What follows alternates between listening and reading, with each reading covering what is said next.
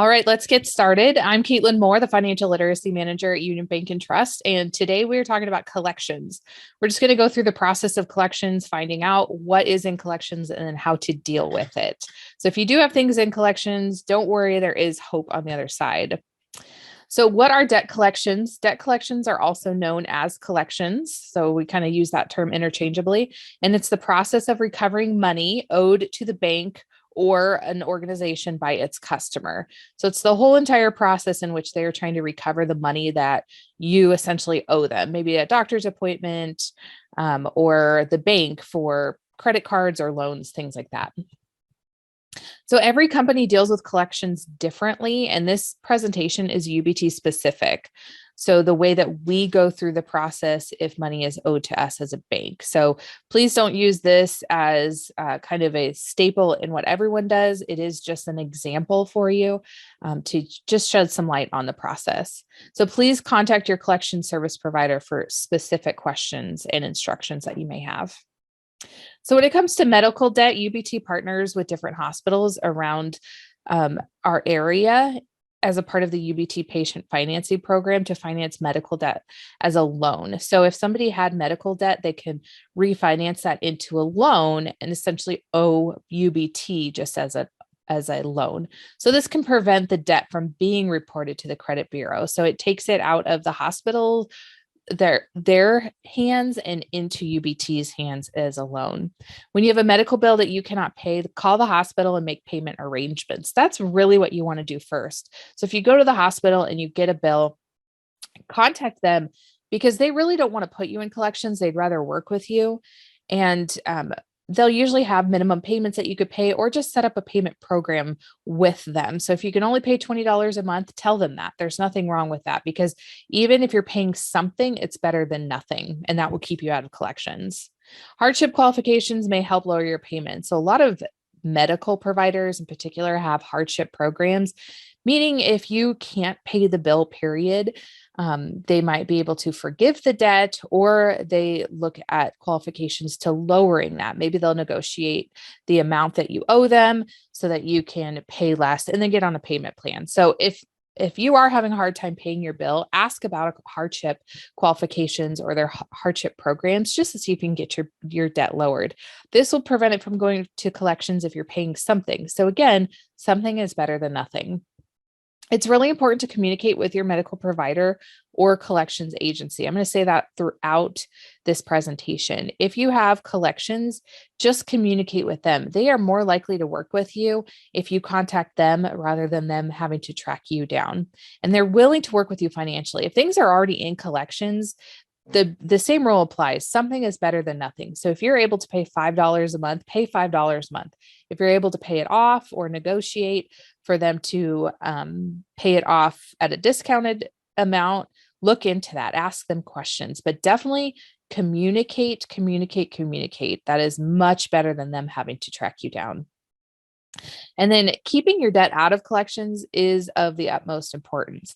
Keeping things out of collections will definitely lower the stress of having to pay back this bill because it's no longer in the hands of the medical provider who can make decisions for that bill, but rather a collections agency where they have to communicate back and forth with the collections agency. So it is better to just communicate with your medical provider, even if you're having a hard time paying, pay what you can when you can, even if it is $5, $20, whatever it is, just to keep that debt out of collections. As far as UBT goes, when you have vehicle debt, between 20 and 30 days that your debt is overdue. So if you have a car loan, we're going to call you, text you, leave voicemails, emails, whatever contact we have of yours, we're going to utilize that just to let you know. At 30 days that the payment is delinquent, we're going to contact the credit bureau. So when you have a loan with a bank, your payments are being reported to the credit bureau. That's why it's always important to pay on time, every time. But if you are 30 days late, we're going to contact the credit bureau and put in a late payment.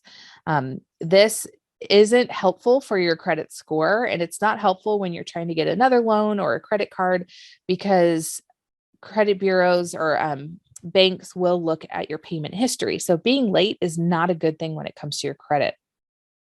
At 60 days past due, a referral is sent to the repossession company to repossess your vehicle. This is specific to UBT. So at 60 days past due, we are going to repossess your vehicle. How long that takes, we don't know, but we are going to send the referral and your car will start being sought after and repossessed if it is found. Again, it is important to communicate with the bank. As soon as you know money's going to be tight, call your bank.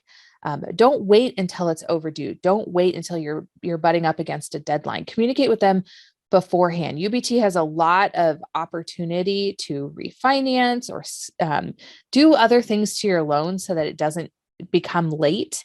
And we're going to talk about a couple of those things. UBT can help you in a couple ways. They can lower your payments up to 3 months. So they'll just do that. It's not a change in your whole loan, but they can lower your payments up to 3 months. So if you are having a hard time with your payments, this could help for a couple months to get you back on your feet. There's a hardship extension. You could skip a payment every 6 months, up to 5 extensions of the life of the loan. So you're not skipping the payment where they're giving you free money. They're just putting it at the end of your loan. So if you had 20 more months to pay off your loan, it's now extended up to 21 months because you may not pay on it now, but you will pay on it later. But this frees up a month for you again to get back on your feet. So we could change the loan terms and go back to the original time frame if eligible. And what this means is, as an example, let's say you took out a 60-month loan. You're paying on your loan for 60 months and you're halfway through it. So you only have 30 months to go. We could possibly refinance if you're eligible to go back up to that 60 months. So whatever you owed in that 30-month time period, whatever is left of that loan, we'll just stretch that out for another 60 months, so another 30 months.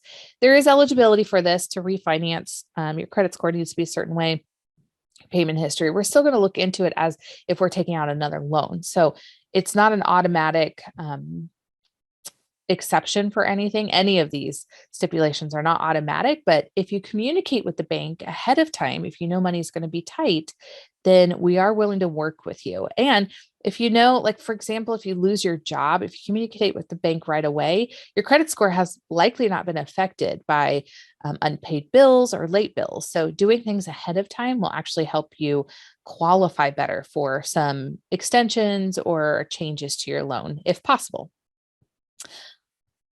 Moving on, repossession. This is really scary for people. And that's why I want to encourage you to pay your bill or communicate with the bank, even if the car is repossessed and sold by the bank. So if we take back the car that we gave you a loan for and we sell it, because we're going to try to recuperate some of the money, you are still responsible for the remaining balance of the loan.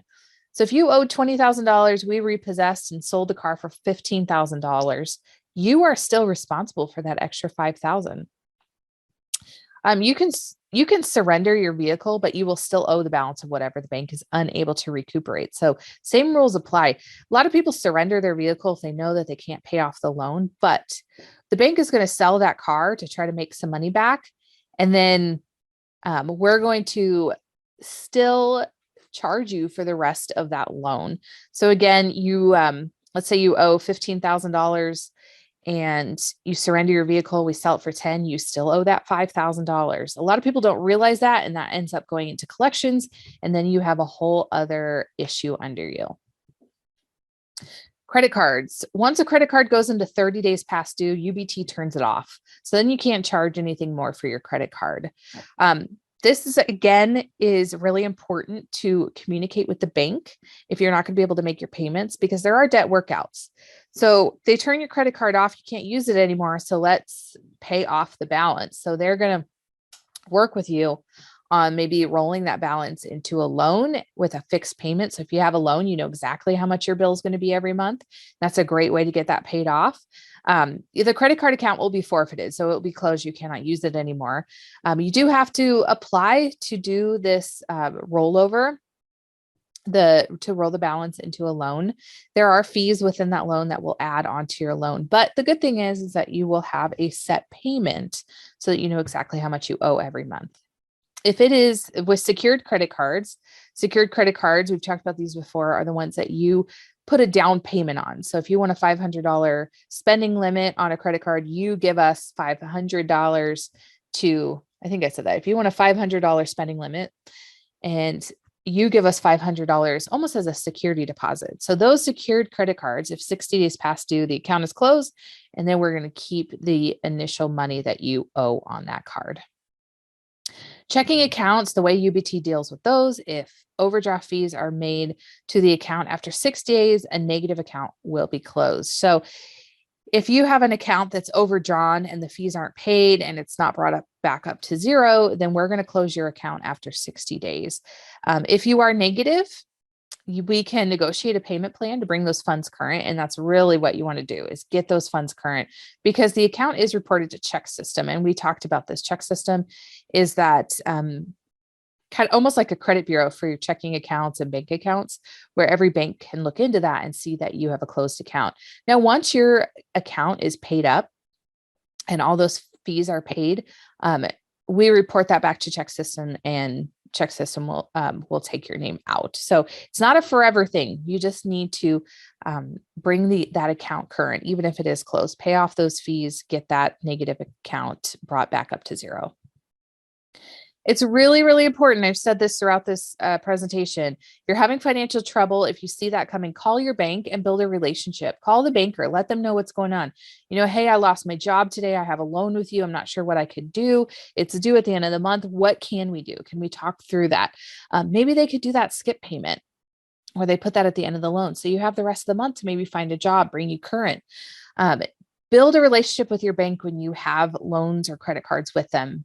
They're more likely to work with you when you're nice to them, when you inform them ahead of time, when they're not trying to track you down because you have a missed payment or a late payment. Debt collectors would rather get to know your situation early than have to repossess your car or close your account. Same with banks. We don't want to have to do these things. It causes us more work. It causes our employees more work. We'd rather work with you if we know what your situation is. So give us a call sooner rather than later. Keep information updated with your creditor. This is like your bank. If you move, update your information, because if we can't track you down, that's when things get thrown into collections faster. If we can't track you down and there's no way to find you, then we're going to throw it into collections. A lot of people have collections debt on their credit report they didn't know about because they simply didn't update addresses with medical providers and places like that. So if we don't know where to send the bill, then we're going to throw it into collections. And you will always be notified in advance of missed payments or delinquencies. We hear this all the time, where people call us, they say, hey, my loan went into collections. We didn't hear from you. I didn't hear from you. That's simply not true. We are going to contact you in every way possible that you have given us your contact information, email addresses, phone numbers, addresses. But if you move, change your phone number and change your email, then there's no way for us to contact you. But we will do our best. That's our promise to you at UBT, that we will try to contact you over and over and over before we throw things in collections or repossess your vehicle. If you finance a car loan with extra on top of the loan, get gap insurance. So a lot of people will get a new car, but they still owe more on their old car than the car is worth. So they put that on their new loan. Get gap insurance. What this means is if you get in an accident and your current car is destroyed, your insurance will pay off that loan, but that extra that you put on there, gap insurance covers. Should a loved one die? We get a lot of questions about this. Contact the bank about any loans or accounts as soon as possible. Even if the loans were only in that person's name, you want to contact the bank to see what happens and what needs to happen as far as their estate. Co-signers on a loan are still responsible for debt. So if you co-sign on a loan and somebody stops paying their payment that you co-sign for, you are held responsible just as much as the other person. Their credit will be affected, and so is yours. Wages could be garnished to pay the debt. All those things when it comes to collections. So you want to make sure that if you are co-signing, you do your homework of who you are co-signing for. Ask for their budget. Ask them if they can make the payment, because you are held responsible for that loan. That's all I have for you for collection side of things. Again, this was very UBT specific. But if you are dealing with collections on your credit report, I always suggest that you run your credit report just to see if there is any collections. Give that collections agency a call, see what you could do. The sooner you get that off your credit report, the better. You will bounce back with your credit score, but collections highly affects your credit score. So get that taken care of as soon as possible. And if you have any questions about collections debt, feel free to give me a call or email me.